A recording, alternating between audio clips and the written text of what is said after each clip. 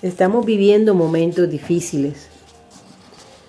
Quizás alguien diga que todo el tiempo ha habido momentos difíciles, ¿verdad? Porque lo que vivimos, lo que nos corresponde vivir, a veces se remite a evidencias particulares. Pero en este caso, desde que empezó esta pandemia, ya casi nada son evidencias episódicas.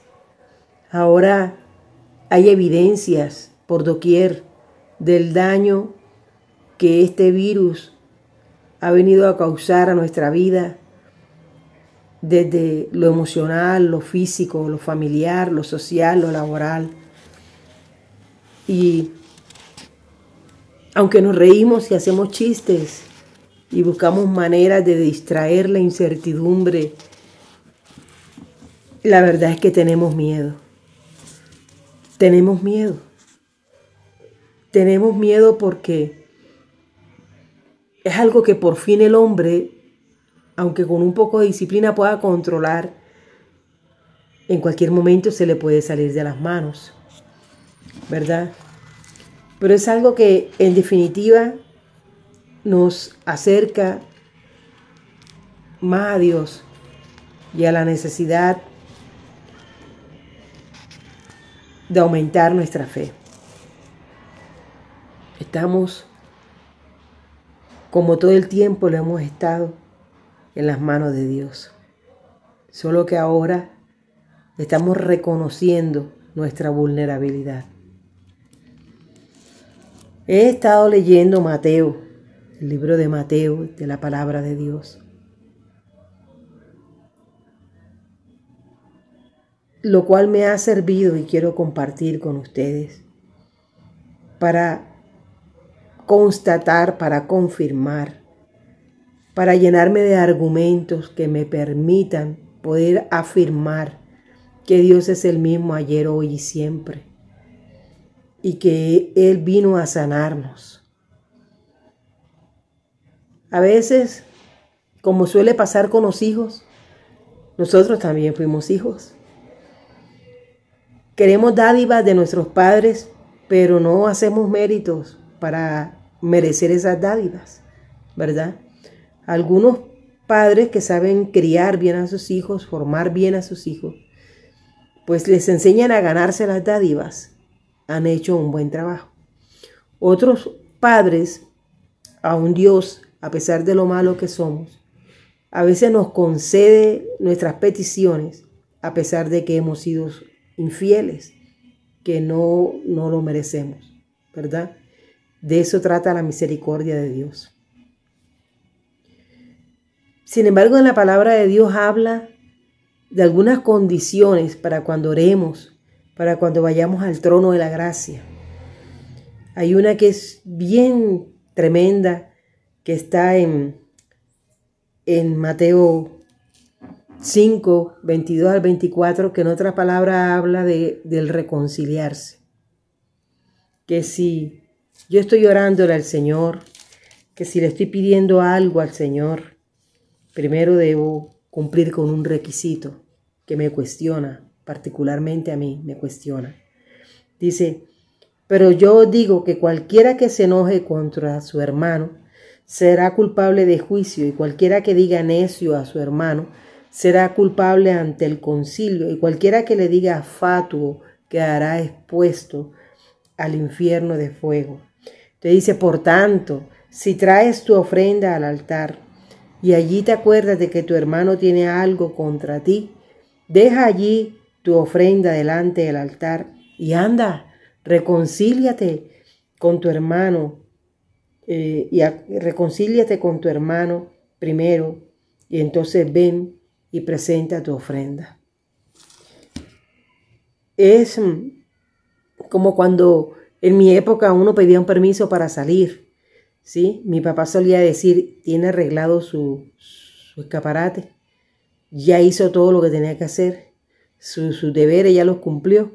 Sí, papi, ya lo hice. Y mi papá iba y constataba para ver si era así, entonces luego sí me daba permiso con sus condiciones, ¿verdad?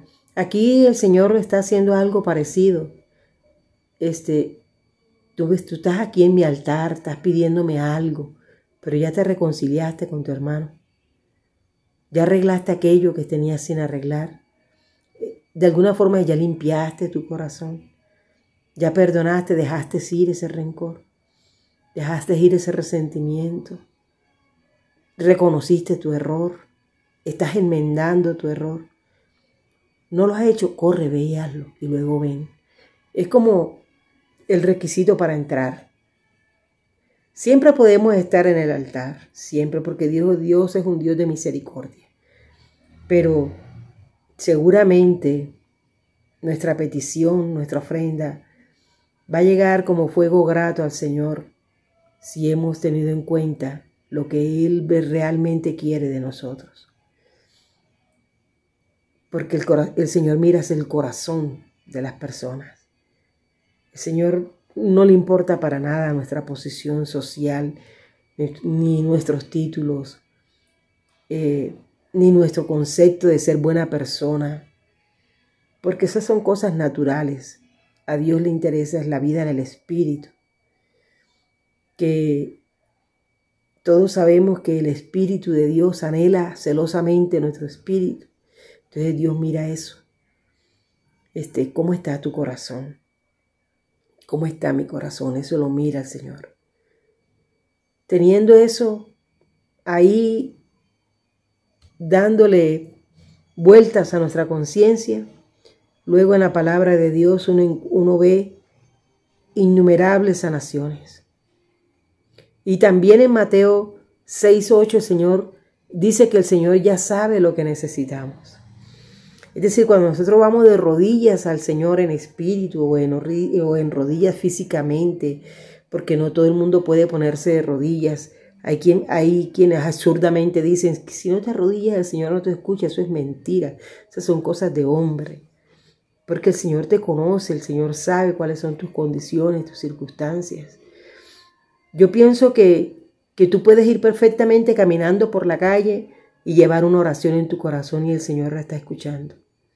Yo pienso que hacer un protocolo para orar es ponerle trabas a una comunicación que está dada por el fluir natural de tu relación con el Señor. No necesito unos pasos específicos. El Señor nos dio el Padre Nuestro, ¿verdad?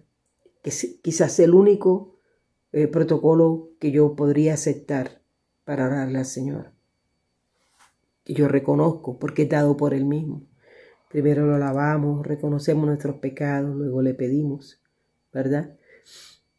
Esa es más o menos la forma. Pero luego que ya elevamos nuestra plegaria al cielo, encontramos que hay evidencias de las sanaciones del Señor en toda la palabra de Dios. Empezando por aceptar y creer que el Señor murió en la cruz por nosotros. Y dice que Él se llevó con Él nuestras dolencias y nuestras enfermedades. Eso tiene que ser una certeza en mi vida, creerlo, declararlo y orar conforme a esa verdad bíblica que es motivo de nuestra fe. Luego, a partir del libro de Mateo, desde el capítulo 4, empiezan las sanaciones del Señor. Dice, pedid y se os dará, buscad y hallaréis, llamad y se os abrirá, porque todo aquel que pide recibe y el que busca halla y al que llama se le abrirá. Entonces, orar conforme a esta palabra. Señor, tu palabra dice, y oramos conforme a esa palabra. Luego vemos cómo el Señor sanó a un leproso y el leproso le dijo, Señor, si quieres. Y el Señor le dijo, quiero. Hoy podemos pedirle al Señor igual que aquel leproso. Señor, si tú quieres, sana a esta persona, a los que están en las UCIs. Señor, si tú quieres, porque tu voluntad es que nadie se pierda, Señor. Concédele la salvación del alma, Señor. No te los lleves así. Que el Señor pueda decir, ve y como creíste, te sea hecho. Y como creíste, pero con frecuencia uno pide, pero no cree. Con frecuencia uno está pidiendo una sanación, pero en el fondo no la cree. Cree que el virus es superior a Dios, o que eso ya está, las cartas están echadas, que es inútil esforzarse. Y el Señor dice, ve y como creíste, te sea hecho. Y como creíste, así como tú crees, así te será hecho. Muchos años en mi vida le pedí cosas a Dios y después que me paraba de arrodillar, de orar, yo iba a resolverlo a mi manera. Entonces, ¿para qué oraba? Para simular, para agotar todas las opciones. Oraba como quien ora lleno de angustia, pero sin fe. Entonces el Señor, que es respetuoso, que es un caballero, me dejaba que yo hiciera lo que quería, porque yo no esperaba su respuesta. ¿Sí? Con frecuencia le decimos al Señor, Señor, no tengo para pagar la luz. Haz algo, Señor. Y vamos enseguida donde un pagadiario. Préstame para pagar la luz. No le dimos tiempo al Señor para que respondiera.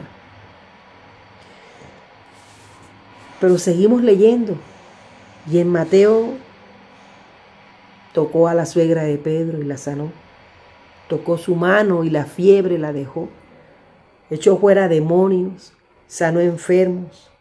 Él mismo tomó nuestras enfermedades y llevó nuestras dolencias. Dice Mateo 8:17. Luego sanó un paralítico. Luego la hija muerta de un principal, la resucitó. Luego una mujer enferma de flujo por muchos años, también la sanó. Y siempre decía al final, conforme a vuestra fe, sea hecho. Hizo hablar a los mudos, aún endemoniados. Sanó toda enfermedad, toda dolencia. Pero hay algo que me llama la atención. Dice que sanaba toda enfermedad y toda dolencia predicando el Evangelio. El Señor se paseó por todos esos lugares, predicaba el Evangelio y sanaba. Predicaba el Evangelio y sanaba. Pero el hombre hoy día, en su falta de conocimiento y de una auténtica relación con Dios, nosotros queremos milagros, sanaciones, pero no amamos al prójimo y no predicamos el Evangelio. ¿Qué es predicar el Evangelio? ¿Qué es predicar el Evangelio? Llevarle a Cristo a las personas, darles un motivo para que se salven en el nombre de Jesús. Pero nos da pena hablar de eso.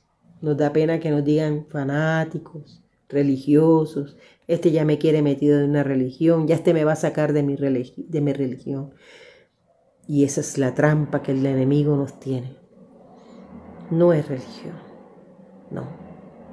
Es desde donde tú ejerces tu vida espiritual o como la ejerces, tú predicas el Evangelio. La predicas con el ejemplo. Sabes amar con el ejemplo, como amó Jesús, como quien tiene autoridad y no como los escribas. A veces no tener claro esto es el estorbo más grande para nuestras oraciones. Sanad enfermos, dijo el Señor. Limpiar, resucitar muertos, echar fuera demonios. De lo que de gracia recibiste, dadlo de gracia. Eso le dijo a los apóstoles. Nosotros hoy somos los apóstoles del Señor. Nosotros podemos sanar enfermos, limpiar leprosos, resucitar muertos. Pero nuestra fe no nos alcanza. Porque así como creíste, así será hecho. Por eso, Padre, te alabo, Señor del cielo y de la tierra, porque escondiste estas cosas de los sabios y de los entendidos y las revelaste a los niños. Sí, Padre, porque así te agradó. Señor, que esta necesidad de sanaciones y de protección que tenemos nos acerque más a ti, Señor. Que esta necesidad de salvar nuestras familias, nuestros familiares, nuestros amigos, de poner un círculo alrededor de ellos que los proteja, una armadura que los proteja, Señor, nos acerque más a ti. Que por tu gracia y misericordia nuestro corazón se acerque más a ti. Que nos alejemos de la religiosidad y podamos vivir una espiritualidad que nos acerque más a ti y que podamos mostrar el Cristo que hay en nosotros, el amor que hay en nosotros, porque por el amor seremos juzgados.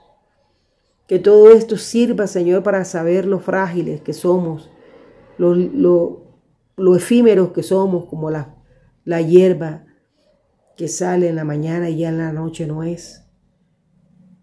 Que podamos vivir cada minuto conscientes de que no somos eternos y de que la oración desde mi casa, desde mi interior, desde mi espíritu, con los míos, con los amigos, con los vecinos, puede salvar la vida no solamente de los míos, sino de mi prójimo. Que todo esto sirva para eso, porque estamos viviendo tiempos difíciles. Y hoy por hoy todos necesitamos de los demás. Todos necesitamos de esa oración, de esa protección, de esa consideración, de esa misericordia. Entonces, si todo lo que estamos viviendo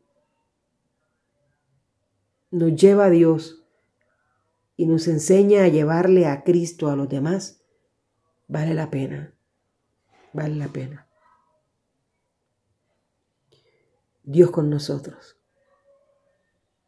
Que el Señor nos enseñe a orar y amarnos los unos a los otros. Dios los bendiga.